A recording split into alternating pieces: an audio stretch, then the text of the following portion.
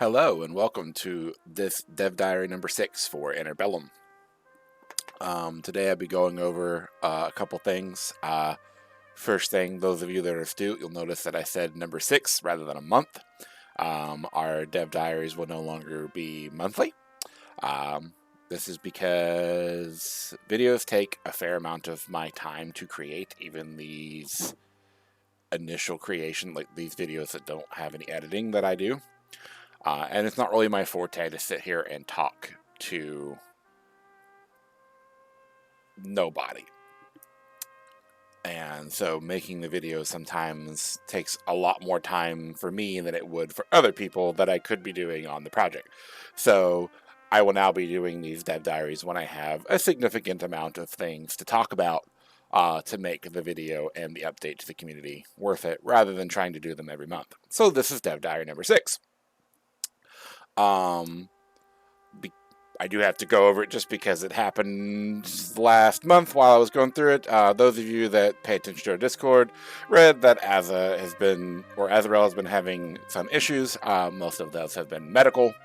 There has been a significant amount of work being done that has nothing to do with Azarel, but because Azarel was the one that was basically hosting the test server, because he needed specific data from it, because he's the creator of the server code, I had to put testing on stall. However, a couple things publicly have happened since then. For example, there's builder on the there's artwork that got put on the builder here, for example, that people have been working on. I only put some of them on because some of them were really, really ugly and needed to be reworked. Looking at you, Slayer. But the primary reason that I'm putting out the Dev Diary today is that we actually have got a dedicated test server now.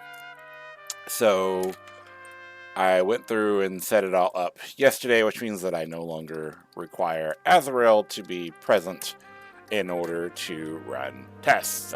This has been up for about 18 hours now, without crashing.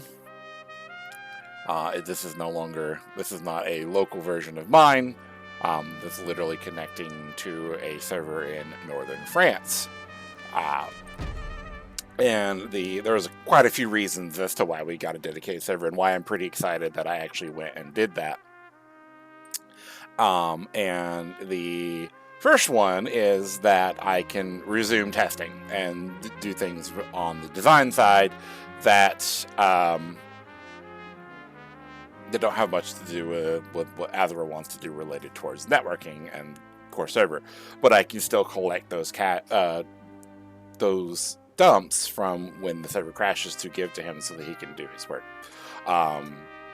Just as a side note, he actually is doing better now, but it's his own personal thing, so I'm not really going to say too much about it on this video, outside of what is impacting of the product.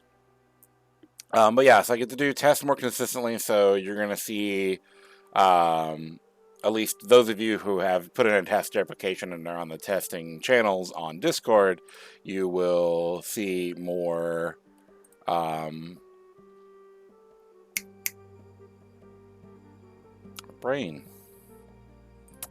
you'll see significantly more tests coming in so that I can get information, so my balance team can get information and feedback from people. Related to the order of things that I put in the Dev Diary in June, I believe, we're actually going to be moving Bright Wizard up the scale a lot on the list, because ground target abilities will crash the server under certain circumstances, which makes engineers a not very functional range DPS at the moment, because they use a lot of ground targeted abilities for their grenades, which is like a good third of their abilities, right? So Bright Wizards are being moved up so that order in testing will actually have range DPS at first. Because, like I said, in that June diary, there was a list of the order of the things that we were going to test. And there was a reason for that order, and one of it was like role distribution. So change of the test is that I will be moving that up. The other thing that a dedicated server allows us to do is it allows me to have people work on the server without having to need access to the entire database and the server executables. Also means that I can have multiple people working on things simultaneously, which leads to the part of this video that I'm most excited about, because while I do like testing and that feedback, I also like being able to pull in more people to the project and get things done faster. And also not personally do some of this work. So we actually are opening up more staff applications. So previously we had 4 departments, which I've gone over in another dev diary. Now that I can have people do database work without needing the entire database and without needing server executables, because they can log into the test server and do it, we will now have 5 departments, which is the one that's being created is the database department. And we already did have a handful of people on staff who did database work, but they were in different departments. Like I had one from Balance team that was doing database work. I had a community manager that was doing database work. Technically, I have done a lot of database work, and I'm in the design department. But the positions that we have open, this text document is going to be released to Discord as well, because I know not everyone watches videos and not everyone reads the stuff that we post. But the first one here is for item creation. As most of you know, we have a item affix system that creates gear. It is significantly better to populate that ourselves than have the server automatically do it, because then the server will be stressing out every single time anyone looted an item, and if you know, we plan on having people be showered in items, so it's easier for them to reference it from a database. So what this position does is that it basically uses this tool that I have created forever ago to create database entries, and then just plop it into the database here. We currently have like tens of thousands, but I want more, and we'll need more as time goes on and we change item levels, right? And that is what you do. For all of these job postings, I have kind of put like what their workload is, their creative expression, and any prior required skills, just to give a little more detail. Item creation, I have made I've gotten people who have literally never coded anything or used any database in their life to get this done. So it is a very teachable position and something that's easy to do. Almost everyone in Interbellum is self-taught, so outside of like 2 people, so don't be concerned about not knowing something, especially if it's one of these positions where it's where we will teach you. It's just work that needs to be done.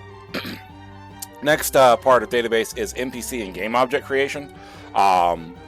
Basically, right now there is a whole bunch of vendors set up for testing and stuff like that, and a handful of like game objects that I make sure abilities function on.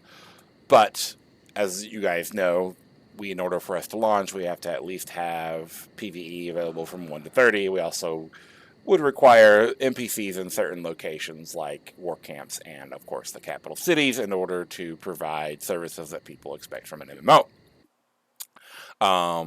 So these database developers will be creating those NPCs.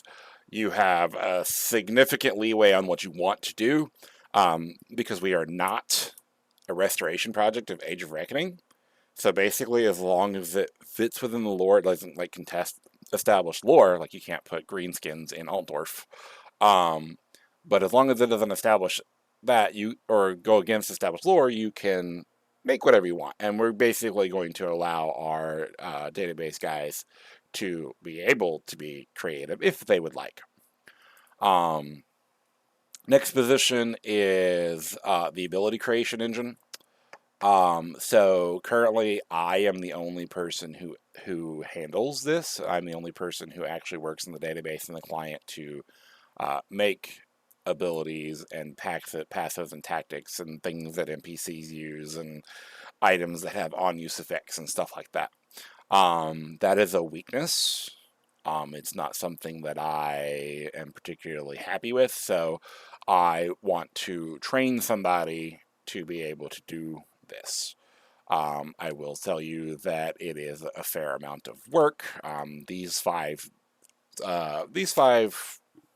database files are specifically for those. It can take a long time to, not a long time, it can take hours to do about 50, 60 of these things. And that's from someone who currently knows how to do it pretty well. In addition to the database work, it also involves using tools to edit the client, so you do have to understand how the Mythic ability system works. I can 100% train someone how to do all of this, but it would be better if you at least know how to function in databases, simply because it's a little bit less I have to teach you in order to make it that. There is no creative expression in creating abilities, simply because you have to make sure that what is presented to players via tooltips and information is exactly how it works. And those things are designed by design staff like Balance Team. However, some things are very fun puzzles to figure out how to make them work. I do have a lot of fun doing this, even if sometimes I, have to build things exactly how they are pretty much on this builder, as an example. So another position open up is I found out how to create new animations using what the pieces that Mythic has, also assigning animations and effects. I'm the last person you ever want to do art. This is a extension of ability creation, and in our first test, we really didn't have it. A lot of this, I have done this for. I've done like a basic poor job of this in order just to have them. This person would refine those, make them better, make them more appropriate for the type of ability. As I wrote here, Mythic was not very good at labeling some of these things.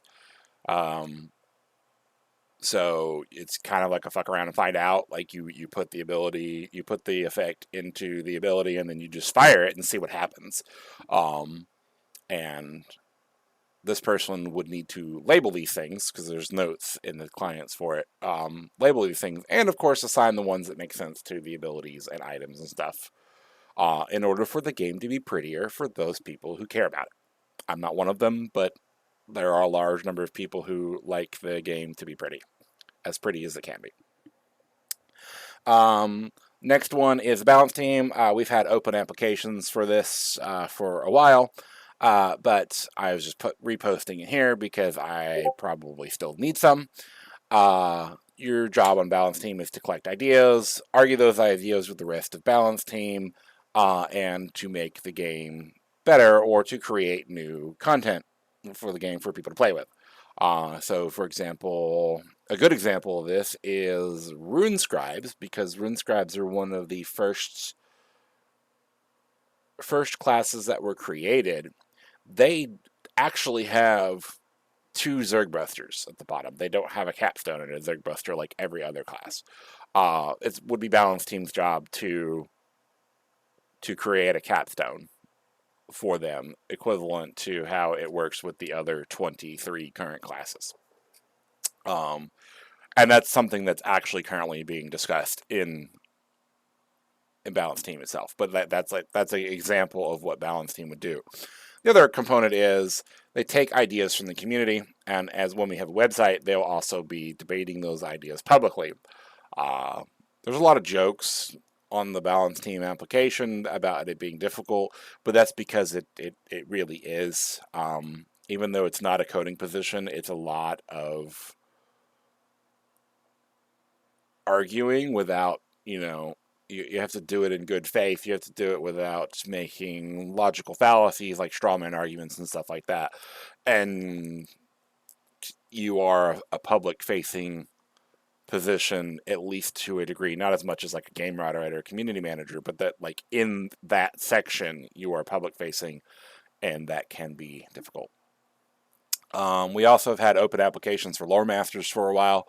I simply just need more. Uh, the primary job of lore masters is to make sure everything fits the lore, and that it kind of has like a unified and fun story for people. People who don't know much about Warhammer lore, we want them to know more. We want it. That's one thing that Age of Reckoning did do with that Tome of Knowledge, where they try to get people to be interested in Warhammer lore. We took that, put that across our classes, right? But we also want to bring more people into this fun IP and make them love it as much as some of us on the staff do, in addition to creating a fun PvP game. So lore masters oversee quite a few things. They do hold conditional veto power on the grounds of lore only. So, for example, if someone, like I used earlier, if someone put greenskins in Altdorf as a meat vendor or something, lore masters would say, no, you can't do that because there are no greenskins in Altdorf, that except for the ones that are trying to, kill people on occasion. Lore masters also get to write tooltips, quests, and other components for Interbellum. They'll be able to make events when the live server comes up, stuff like that. We are now at the point that we want to make a website. While I do have at least 2 members of staff who could do this, they are currently doing other things. I'm being one of them.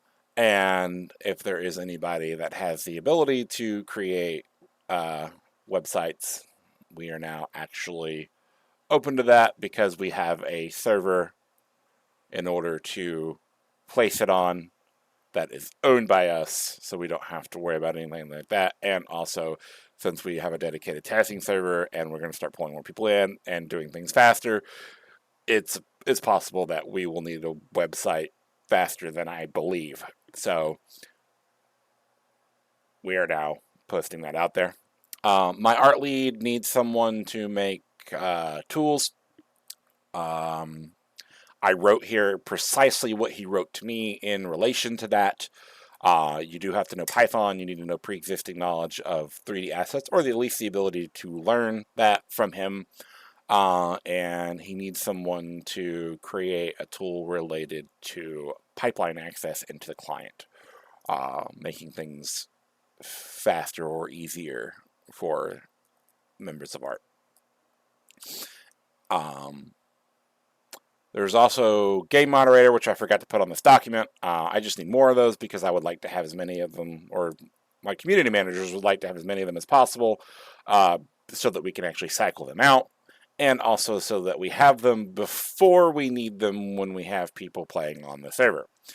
And then the last one is posted here. Simply, it's not available at the moment, but because currently Azrael does most of the server development, but he is contemplating opening up core server development to assistants, in addition to plugins and stuff like that.